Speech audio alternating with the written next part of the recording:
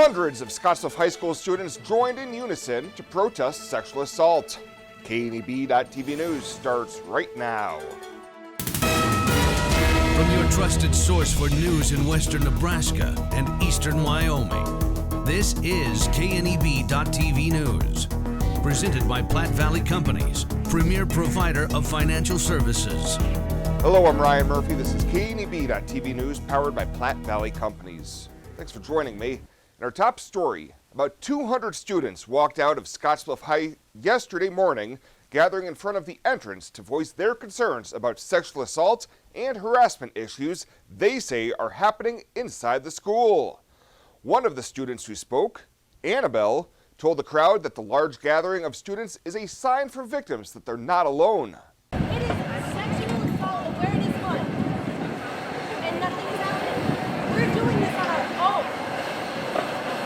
And how about community input? When do we get to stand up for ourselves? Why do we have to stand up for ourselves for somebody else? Principal Justin Shattuck tells KNEB News the staff and administration is sensitive to their concerns, and their action is opening a dialogue. They would like to see change in our school, and I want Scottsbluff High School to be a place where students feel safe and they have a good environment and they enjoy coming to school. And talked to a lot of student groups before this protest, this walkout, and we talked about forming a committee and talked about making the changes they would like to see moving forward and having that discussion. And I think a positive can really come from this. Among the issues Shattuck says could be addressed by such a committee would be reviewing policies for potential changes, more education about sexual assault, and additional support systems for victims. Well, not one, not two, but 3 ribbon cuttings yesterday for Gering's newest businesses. Western Sleep Medicine, Western CPAP Supply, and Sweet Dreams Sleep Services are located on the site of the old Packerland lot. Owner Mark Schultz, who opened up shop in Scottsbluff 15 years ago, says his vision was to create a one-stop shop to set people up with a CPAP machine and services that would last them a lifetime. Mike Kearns and I had a dream together, and he passed away from cancer. He was like my older brother, and about 10 years older than I am. And he always dreamt about Brittany. Of course, both of our daughters are physicians, but Brittany and a sleep clinic in Scottsbluff and Gering to serve this panhandle. And he would be so happy and so proud of this too. Gering Mayor Tony Coffin was on hand for the celebration and says he's happy to see new businesses opening in town. Not very often do we have an opportunity to open 3 businesses consecutively in Gering, and so we're so pleased to have them. This is great transformation for this corridor, and we're just excited to see what they can do for years to come. So we appreciate all you being here, and we're just excited for you. So thank you. Yeah. The plaza is located at the southwest corner of 10th Street and Country Club Road in Gering. We'll have more news right after this. At Platte Valley Bank, we want to help you take advantage of every adventure. We know you have plans, goals, and dreams. Let us help you with them. Whether it is building, buying, or renovating, we have the home loan or home equity line of credit to fit your needs. Stop in and see us at Platte Valley Bank and let us help make your dreams a reality. You belong here. Platte Valley Bank, member FDIC, equal housing lender. Life Care promises us that we are looked after and taken care of properly. If I didn't have Life Care, I would be probably scared to death about having enough money for when I got older or when I got sick. Moving in here was an easy decision and in fact a no-brainer. I looked at it as actually buying long-term care insurance, and in retrospect, a good move. One of the things that convinces me that we did the right thing is no matter what happens, we will constantly be taken care of. The whole thing is just vital because you don't have to be worried about what's ahead for you. It's there, it's in black and white, and that's reassuring. This is home. It has been from the day I moved in. Welcome back. A 41-year-old Gering man who was arrested after trying to pass counterfeit $100 bills at 3 local businesses last year has been sentenced. Court documents say that John Sturkle attempted to pass counterfeit $100 bills at the Gehring Dollar General, the Pony Express Mart, and WTT. Last week in district court, Sturkle was sentenced to 180 days in jail after pleading no contest to an amended charge of attempted first-degree forgery. He received 2 days credit for time already served, and he's also facing a drug charge in a separate case in Scottsbluff County District Court. Well, charges have been dismissed against a pair of truckers who were arrested following a March shooting at the Flying J truck stop in Big Springs. 51-year-old Michael Whitaker of Iowa and 49-year-old Joseph Morelli of Utah got into a confrontation and reportedly fired multiple shots at each other. Dual County Attorney Jonathan Steller says there weren't any witnesses to the shooting other than the co-defendants themselves, and both men decided not to participate in any further prosecution of their respective cases, so neither case could proceed. And a top Republican candidate for Nebraska governor is facing an onslaught of criticism after several women, including a GOP state lawmaker, alleged that he groped them at public events and forcibly kissed one woman. The accusations drew widespread condemnation from Charles W. Herbster's primary opponents, Republican Governor Pete Ricketts, and the 13 women from both parties who serve in the legislature. The Nebraska Examiner, who first reported the allegations, interviewed 6 women who claimed that the 67-year-old businessman groped their buttocks outside of their clothes during political events or beauty pageants. A 7th woman said Herbster once cornered her privately and kissed her forcibly. Herbster fervently denies these claims. Well, coming up for the break, Bill Boyer in with your weekend weather forecast. KNEB.TV News will be back right after the break. What a year 2020 was. Now's the time to get out and travel this summer to see family and friends you were not able to see this last year. Spend more time enjoying your trip by flying United Airlines, operated by SkyWest with daily flights to and from Denver. Reserve your flight today and remember United miles can be earned and redeemed with your flights. While at the airport, stop and enjoy authentic Italian food at Roma Italian Restaurant. And don't forget, Thrifty Car Rental is here for your car rental needs. Make life easier, relax, and hitch a ride with your BFF, Western Nebraska Regional Airport. Welcome to Kelly's, home of the Valley's best selection of wine, spirits, and beer. Whether you're brand loyal to the tried and true brew or really enjoy trying something different and new, Kelly's has something for everyone. Family owned and operated and right on your way on West 27th Street in Scottsbluff. Kelly's Liquor. If you can't find it at Kelly's, it's not worth drinking.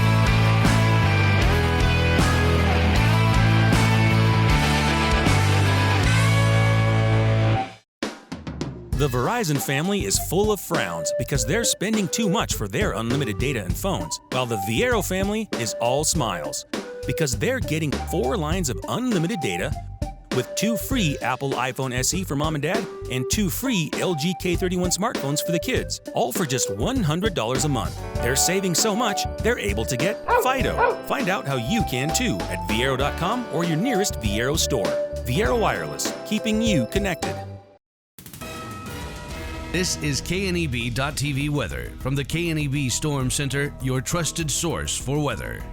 Going to be quite a few clouds across the area early here this evening, and then we'll turn partly cloudy later on tonight into the early morning hours tomorrow, with temperatures falling down into the 20s. It looks like we're going to see a windy weekend. Temps are slowly going to warm over the weekend, but turning much nicer next week, especially by Tuesday, I think. Breezy to windy for a good chunk of next week as well. As we look at yesterday, we tied a record low, that 9 degrees set in 2020.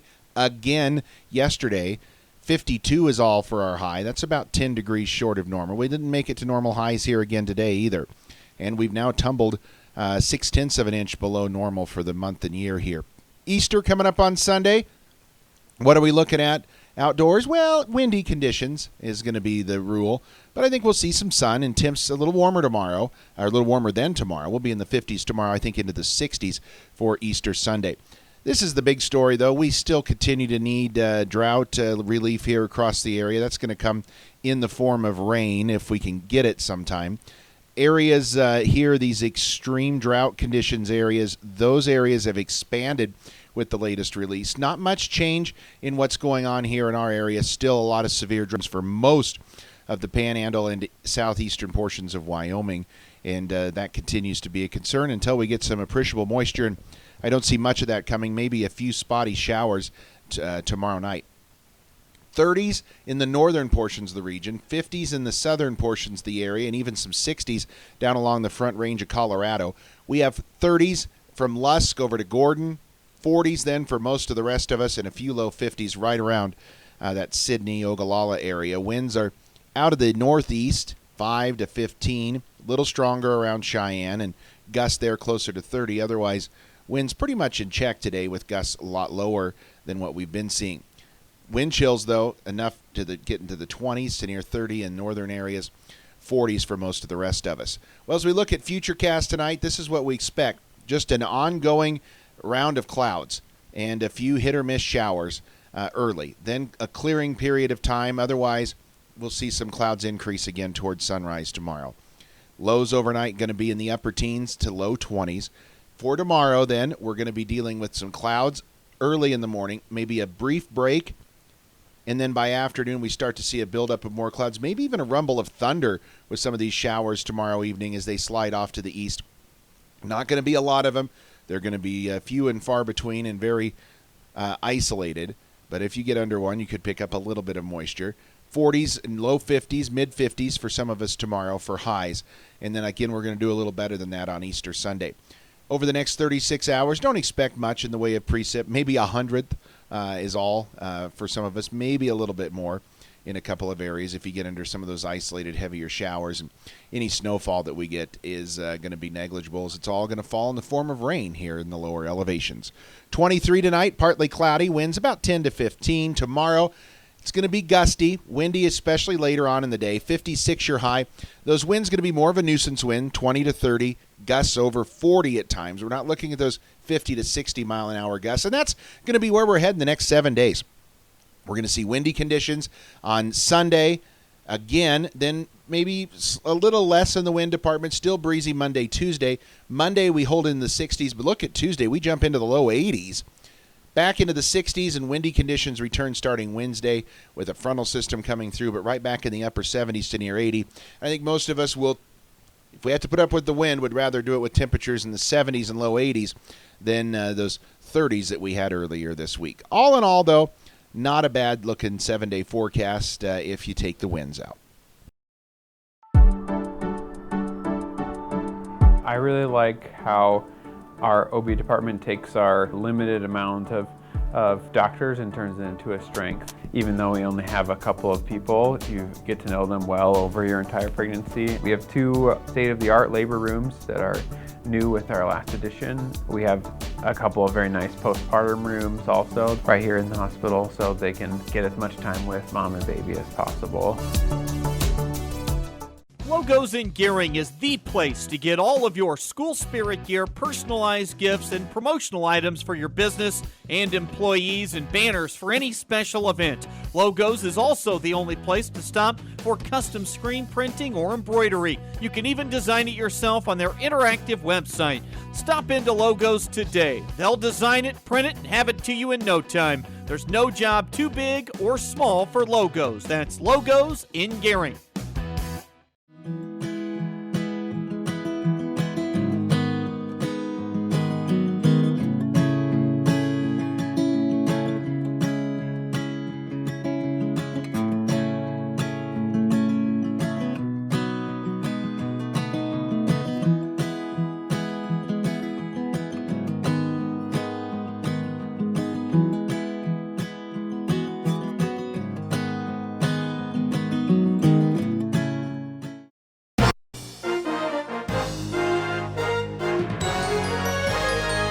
This is KNEB.TV Ag News from the FNBO Ag Desk. FNBO, the great big small bank.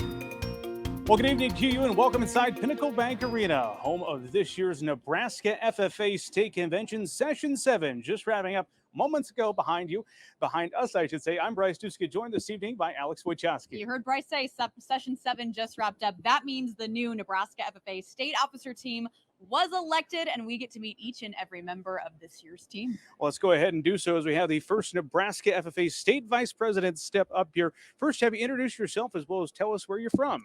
I am Grace Tim. I am from the Creek Valley FFA chapter.